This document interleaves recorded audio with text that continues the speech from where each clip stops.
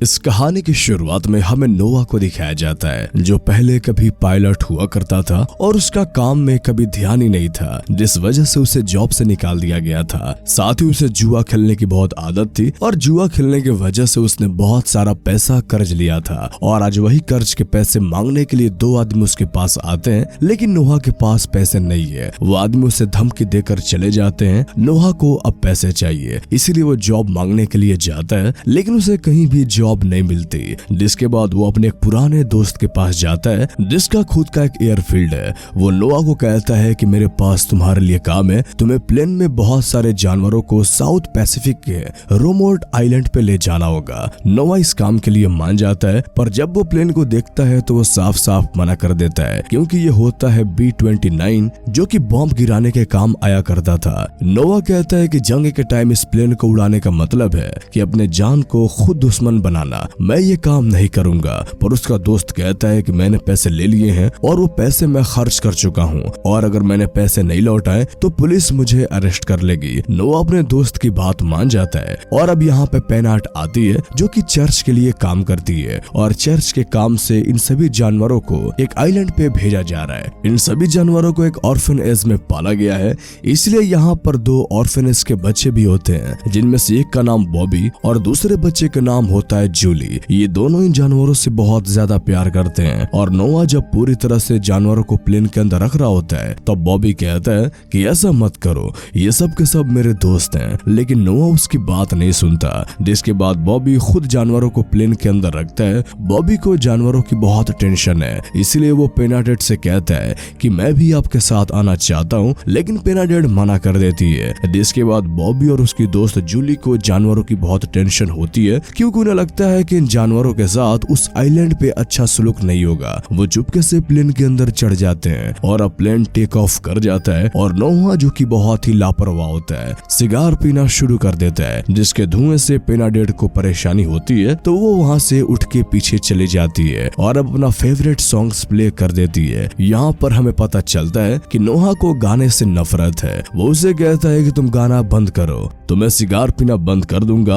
और अब वो ऐसा ही करती है। जिसके बाद वो सिगार पीना छोड़ देता है। कुछ देर के बाद नोआ को नींद आती है, इसलिए वो प्लेन को ऑटो पायलट मोड पे लगाने की कोशिश करता है ताकि वो सो सके, लेकिन प्लेन की ऑटो पायलट मोड खराब हो जाता है। पेनाडेट कहती है कि मुझे थोड़ा बहुत प्लेन चलाने आता है, तो तुम पीछे जाकर सो जाओ, और तभी पीछे से एक बतख आगे आती है और उस बतख के साथ बॉबी और जूली भी आते हैं, जिन्हें देखकर नोआ हैरान हो जाता है। बॉबी कहता है कि हमारी गाय बहुत बीमार है और नोआ जैसे लोग उसका ध्यान नहीं रख सकते, इसलिए जूली और मैं उसका ध्यान रखने के लिए आए हैं। और अब पूरी रात प्लेन चलता रहता है। अगली सुबह दिखाया जाता है कि प्लेन का कंपास अच्छे से काम नहीं कर रहा, जिस वजह से ये रास्ता भटक चुके हैं। साथ ही प्लेन में अब इतना फ्यूल भी नहीं है कि ये वापस जा सके। नोआ रेडियो से कांटेक्ट करने की कोशिश भी करता है, लेकिन उसकी किस्मत यहाँ भी उसका साथ नहीं देती। इनका किसी से भी कांटेक्ट नहीं हो पाता और अब इन्हें इमरजेंसी लैंडिंग करनी होगी, लेकिन चारों तरफ समंदर है। तभी इन्हें एक आइलैंड दिखता है और अब ये उस आइलैंड पे लैंडिंग करने के लिए तैयार है। नोआ किसी तरह से उस आइलैंड पे लैंडिंग कर देता है। अब ये सब के सब प्लेन से बाहर आते हैं। उस आइलैंड पे दूर दूर तक कोई भी नहीं है, पर कोई इन्हें दूरबीन से देख रहा होता है। ये दोनों जापानीज सोल्जर्स हैं, जिन्हें देखकर लगता है कि ये बहुत वक्त से यहीं पे हैं। अब ये सभी अपने जानवरों को बाहर निकालते हैं और बाहर रहने के लिए कुछ इंतजाम करते हैं। तभी बॉबी को उन जापानीज सोल्जर्स का कैंप दिखता है। वो नोआ को बताता है और वो उनके कैंप को देखते हैं और उन्हें पता चलता है कि यहाँ दो सोल्जर्स वर्ल्ड वॉर 2 से ही यहाँ पे फंसे हुए हैं,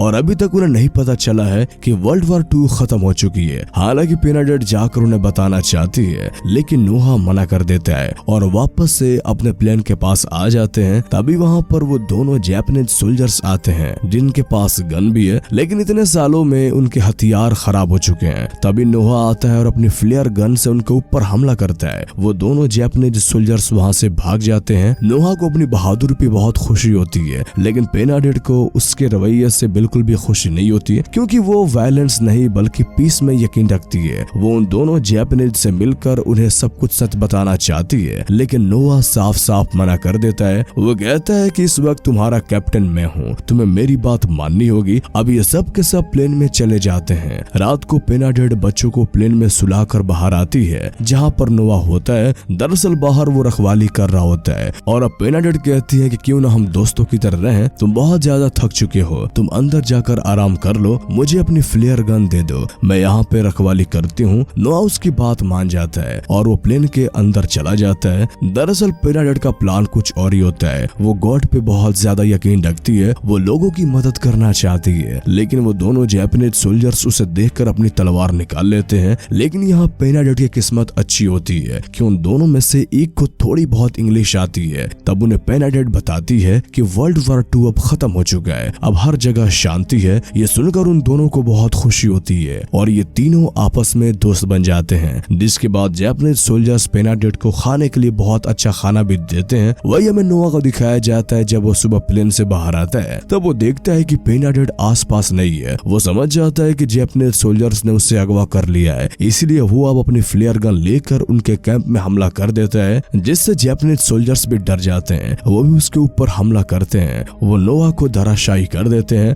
पर इससे पहले कि वो नोआ को नुकसान पहुंचाते तब पेनाडेट उन्हें मना करती है कि ऐसा मत करो, जिससे दोनों जापानीज सोल्जर्स रुक जाते हैं और अब इन सब को आपस में दोस्ती हो जाती है। इसके बाद हमें पता चलता है कि ये जापानीज सोल्जर्स पिछले 35 सालों से यहाँ पर फंसे हुए हैं। 35 सालों से इनका बाहर की दुनिया से कोई कांटेक्ट नहीं हुआ। नोआ पेनाडेट से कहता है कि तुम्हें इस तरह से अपनी जान को खतरे में डालकर यहाँ पर नहीं आना चाहिए था। दरअसल उसे पेनाडेट की बहुत टेंशन है। अगली सुबह ये सब के सब तय करते हैं कि ये प्लेन को पानी में उतारेंगे, लेकिन इतने बड़े प्लेन को पानी तक खींचना इतना आसान नहीं होगा। तभी वहाँ पर जापानीज सोल्जर्स आते हैं। वो कहते हैं कि हमें इस प्लेन को एक बोट में कन्वर्ट करना होगा। नोआ उसकी बात मान जाता है, लेकिन अभी ने इस प्लेन को बोट में कन्वर्ट करने के बाद एक बहुत बड़े कपड़े की जरूरत है ताकि हवा से बोट आगे की तरफ जा सके, जिसके लिए जापानीज सोल्जर्स अपने कपड़े देते हैं। साथ ही वो अपनी कंट्री की झंडा भी देते हैं, जो उनके लिए बहुत बड़ी बात है। पेनाडेट कहती है कि मैं इस झंडे को सबसे ऊपर लगाऊंगी और अब जल्द ही अपने बोट बना लेते हैं। बोट बनाने के बाद नोआ कहता है कि हम इसमें जानवरों को नहीं ले जा सकते हैं क्योंकि वजन बहुत ज्यादा बढ़ जाएगा। इस बात से बॉबी को बहुत गुस्सा आता है। वो कहता है कि मैं अपने जानवरों के बिना नहीं जाऊंगा। साथ ही जूली को भी बहुत दुख होता है, उसकी आंखों में आंसू आ जाते हैं। तब नोआ को एहसास होता है कि ये बच्चे जिनकी खिलौनों से खेलने की उम्र है, वो जानवरों के लिए कितना कंसर्न है। इसलिए वो तय करता है कि वो जानवरों को अपने साथ ले जाएगा। और अब तो नोआ और पेनाडेट एक दूसरे के बहुत करीब आ चुके हैं। पेनाडेट उस बोट के ऊपर लिखती है नोआ आर्क्ड,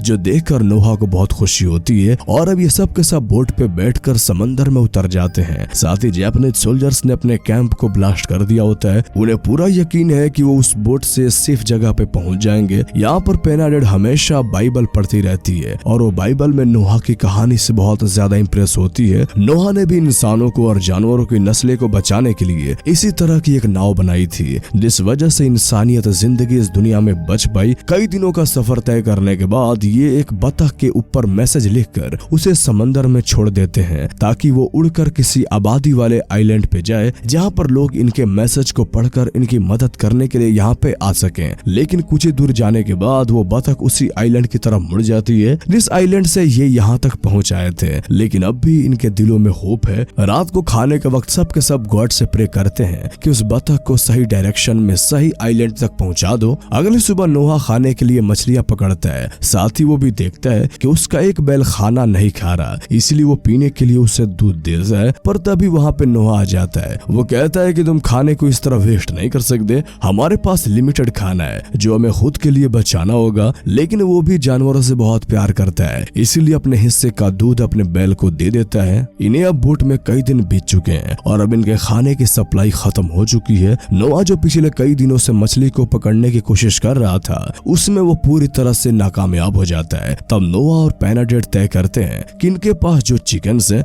ये उनको मारकर खाएंगे। पर बॉबी कहता है कि हम ऐसा नहीं कर सकते। वो कहता है कि हम रोशनी में मछलियों को पकड़ सकते हैं। रोशनी मछलियों को अट्रैक्ट करती है और अब ये रात को सारी लाइट्स ऑन करते हैं, जिसके बाद मछलियां उनके बोट के पास आ जाती हैं। पर इससे पहले कि ये मछलियां पकड़ लें, यहाँ पर एक बहुत बड़ी शार्क आ जाती है, जिससे ये सभी डर जाते हैं। साथ ही शार्क के डर से सभी मछलियां भाग जाती हैं। तब नोआ तय करता है कि वो शार्क को ही पकड़ेंगे। ये बड़ी चालाकी से शार्क को जाल में फंसा लेते हैं, लेकिन इतनी बड़ी शार्क को ऊपर खींचना इतना आसान नहीं होगा। और जब ये सब के सब शार्क को ऊपर खींचने की कोशिश कर रहे होते हैं, तभी बॉबी पानी में गिर जाता है। नोआ उसे बचाने के लिए पानी में कूद जाता है और ठीक उसी वक्त शार्क जाल से आजाद हो जाती है और अब जब वो नोवा और बॉबी की तरफ बढ़ती है, लेकिन इससे पहले कि वो उन्हें अपना शिकार बनाती तब पेनाडेड ऊपर से फ्लेयर गन से हमला करके उसे मार देती है, जिससे नोवा और बॉबी की जान बच जाती है। अगली सुबह नोवा पेनाडेड के पास जाता है। पेनाडेड कहती है कि ये सब मेरी गलती है, मैंने प्लेन को अच्छे से नहीं संभाला, इस वजह से हम सब के सब यहाँ पर फंस गए हैं। नोवा कहता है कि ये सच नहीं है, अगर तुम ना होती तो हम सब में से कोई नहीं बचता, तुम हमारी हिम्मत हो, तुम्हारी वजह से हम सब के सब बचे हैं। पेनाडेड उसकी बात सुनकर इमोशनल हो जाती है और वो नोवा को गले लगा लेती है। ये दोनों अब एक दूसरे से प्यार करते हैं। अब रात को समंदर में तूफान आता है, जिससे इनकी बोट के अंदर पानी चला जाता है। ये किसी तरह से बोट का पानी निकालते हैं और तूफान भी शांत हो जाता है। पर बॉबी का जो बैल होता है उसकी तबीयत बहुत ज्यादा खराब हो चुकी होती है, वो बहुत ज्यादा तड़प रहा होता है। नोवा कहते हैं कि हमें इस दर्द से आजाद करने के लिए मारना होगा, पर बॉबी इसके लिए तैयार नहीं होता क्योंकि वो उसका दोस्त है। पर जब जापानीज सोल्जर्स उसे समझाते हैं तब वो मान जाता है और अब सब के सब उसे अलविदा कहते हैं। नो उसे मारने ही वाला होता है कि तभी एक सायरन की आवाज आती है। जब ये सब के सब बाहर देखते हैं तो ये देखते हैं कि वहाँ पर यूएस का एक बहुत बड़ा शिप होता है, जो कि एक कोस्ट गार्ड शिप है, जो कि इन्हीं को ढूंढ रहा था। दरअसल इन्होंने जिस बतख को मैसेज देकर भेजा था वो बतख इस शिप पे आ गई थी,